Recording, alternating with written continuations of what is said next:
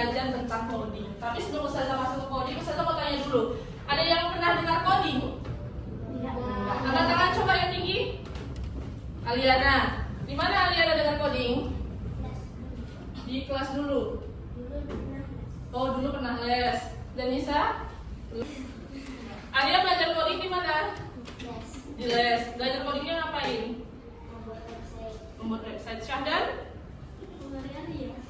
Oh, belajar dari Arya. Yang lain, ada yang pernah dengar coding nggak? Oke, hari ini kita akan belajar tentang coding. Tapi sebelum kita masuk ke coding, kita harus tahu dulu bagaimana cara komputer itu bekerja. Dan kita harus bisa kayak mana berpikir seperti komputer. Itu tujuan kita hari ini. Jadi, siapa yang pernah main komputer? Atau punya komputer di rumah? Banyak kan? Oke, kira-kira kalau komputer itu kayak mana cara menggunakannya? Ariana pertama? Nyalain tombolnya, terus masukin kode sandinya, kemudian dia hidup. Oke, yang lain ada yang beda nggak? Sama. Nah, biasanya kan kalau kita punya komputer, sebelum kita mau menghidupkan komputer, kita pastikan dulu ada aliran listriknya, ya kan?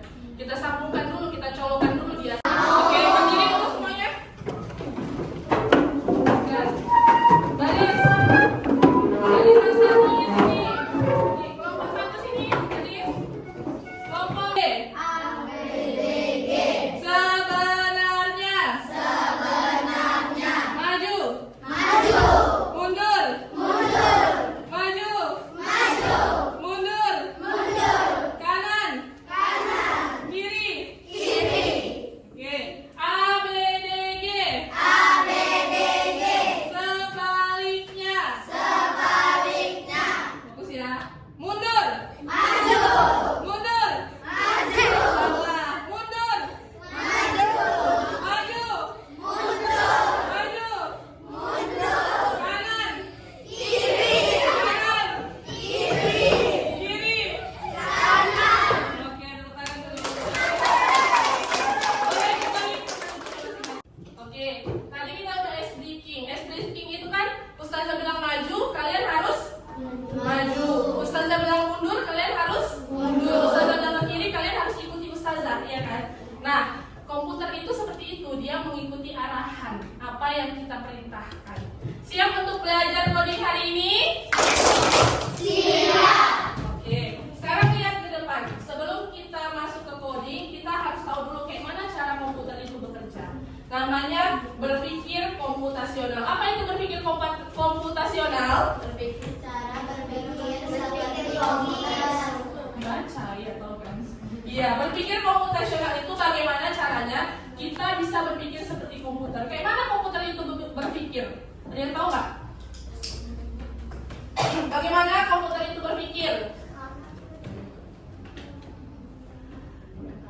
Komputer itu benar nggak salah? Tidak kan? Jadi bagaimana caranya supaya kita itu berpikir secara tepat dan cepat? Itu cara kerja komputer. Bisa dengan benar, tapi juga dengan cepat. Jadi berpikir komputasional itu ada 4 macamnya. Yang pertama ada namanya dekomposisi. Yang kedua ada pengenalan. Yang ketiga ada yang keempat ada yang namanya apa itu dekomposisi, Ustazah? Nah, yang pertama kita akan tahu dulu apa itu dekomposisi. Apa itu dekomposisi? Coba baca. Memecah masalah besar menjadi bagian-bagian kecil yang mudah diselesaikan. Ya. Jadi komputer itu pertama cara berpikirnya itu disebut dekomposisi. Dia menyelesaikan, memecahkan masalah-masalah yang besar menjadi masalah yang lebih kecil. Atau misalnya mau cuci baju. Kalau mau cuci baju itu biasa kalau mama-mama itu tak digabung semua bajunya, ya kan? Dipisahkannya baju yang berwarna sama yang tidak berwarna, sama yang putih. Baju yang warna-warna sama yang putih dipisahkan, itu contoh dekomposisi. Yang besar dirubah dia menjadi lebih kecil. Apa tadi dekomposisi? Memecah masalah besar menjadi bagian-bagian kecil yang mudah diselesaikan. Jadi ingat aja, dekomposisi itu merubah masalah yang besar besar menjadi lebih kecil. Nggak usah panjang-panjang kalian. Pokoknya dekomposisi itu merubah masalah yang besar menjadi lebih kecil. Ini Ustazah punya langkah-langkah. Katanya tugas bagaimana cara membuat sandwich. Urutkan langkah-langkahnya. Ada roti, ada mentega, ada sayur, ada macam-macam. Jadi siapa yang mau mencoba? Alifah, coba. Pertama, apa dulu kalau mau membuat sandwich? Tarik yang dari sini ke kotak sebelahnya ya. Apa dulu yang harus dilakukan kalau mau membuat sandwich? Tarik aja. Ambil 2 lembar roti, habis itu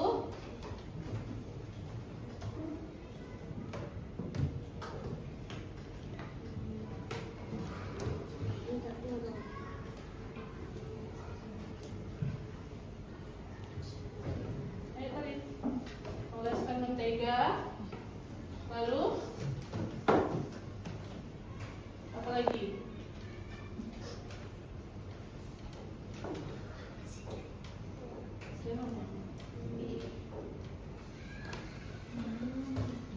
Makan sayuran,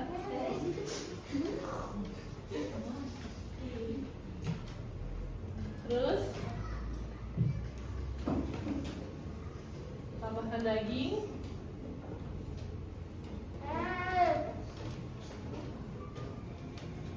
Baru tutup. Oke, tepuk tangan dulu untuk Alifah. Nah, sudah langkah-langkah. Kalau mau berangkat sekolah apa yang kamu lakukan dulu? Mandi, habis itu pakai seragam. Habis mandi langsung sarapan, tak pakai seragam dulu. Tak pakai seragam dulu. Jadi habis mandi ngapain? Pakai seragam, terus sarapan, terus pakai sepatu, terus berangkat ke sekolah. Kalau itu sudah kamu lakukan, artinya kamu sudah berpikir seperti komputer. Namanya dekomposisi. Ingat tadi dekomposisi merubah masalah yang besar menjadi lebih kecil. Oke. Sekarang kita lanjut yang kedua. Pengenalan pola. Apa itu pola? Mencari kesamaan atau pola yang berulang untuk memahami dan memprediksi. Iya. Jadi pola itu cari yang sama, itu yang dilebih dulukan. Misalnya nih, kalian kerjakan MTK, ya kan? Ada ustazah kasih 10 soal. Kalian pilih dulu, oh ini kayaknya soalnya agak mudah, saya kerjakan lebih dulu. Itu namanya pola. Kerjakan dulu yang kira-kira kamu anggap bisa, yang lain nanti kamu kerjakan. Itu namanya pola. Misalnya, coba lihat nih. Ada angka 2, 4, 6, 8. Setelah angka 8 harusnya angka berapa? 10. Angka 10. Jadi pola itu harus sesuai urutannya. Satukan yang sama, habis itu selesaikan dia. Oke? Apa tadi pola? Mencari kesamaan. Sekarang yang ketiga. Yang ketiga itu ada yang namanya abstraksi. Apa itu abstraksi? Fokus pada hal penting, abaikan detail yang tidak perlu. Iya. Kalau tadi dekomposisi harus masalah yang besar menjadi lebih kecil. Yang besar kita kecilkan, terus yang pola yang sama masalahnya kita satukan, ya kan? Yang ketiga, kalau dia tidak penting, nggak usah dimasukkan, buang aja kalau dia tak penting. Misalnya nih, kalau kamu mau makan, apa yang alat yang kamu butuhkan ketika kamu mau makan? Piring, sendok, garpu, gelas. Kira-kira kamu butuh tidak panci? Atau sendal? Jadi yang seperti itu tidak usah digunakan. Ambil yang penting-penting saja, itu abstraksi. Yang tidak penting abaikan. Sama misalnya tadi masak Indomie. Sudah masak Indomie, misalnya kamu mau masak Indomie goreng nih, apa yang pertama kali kamu lakukan? Ambil panci. Ambil panci, terus Ambil air, terus masak. perlu butuh kompor nggak? Iya, hidupkan kompornya, terus apa lagi? Rebus air. Rebus air, terus Masukkan masukkan mie. Karena mie yang mau kamu buat itu mie goreng, kira-kira airnya dibutuhkan tidak? Tidak.